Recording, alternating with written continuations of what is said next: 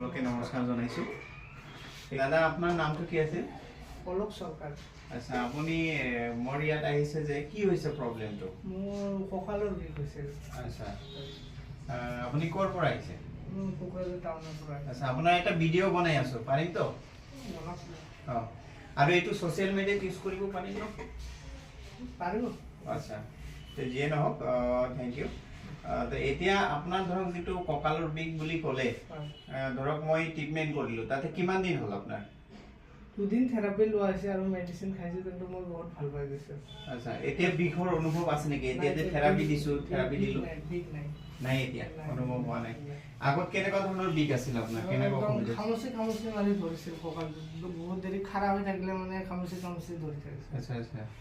আৰু হেইটো আপোনাৰ দুদিনত থেৰাপি লৈ পেলে আপোনাৰ ধৰক মোটামুটি ঠিক হৈ গ'ল তেনেকা ধৰণৰ অসুবিধা লগা নাই আৰু বঢ়িয়া বঢ়িয়া ভেৰি গুড আৰু তাৰ লগতে আপুনি ধৰক কি মেডিচিন ইউজ কৰিছে আপুনি ক'ব ৰাইজক আপোনাৰ পৰা লৈ খাইছিলো আৰু আয়ুৰ্বেদিক আয়ুৰ্বেদিক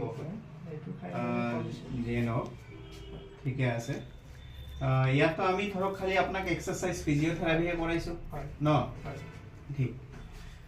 সো গাইস হয় আপোনালোকে দেখিবই পাৰিছে মই দাদাক মই থেৰাপি দিছো আজি সেকেন্ড ডে দুদিন থেৰাপি দিলো দাদা যেটো প্ৰবলেম আছিল একচুয়ালি কঁকালৰ বিষ আছিল বহুত কঁকালৰ বিষ আছিল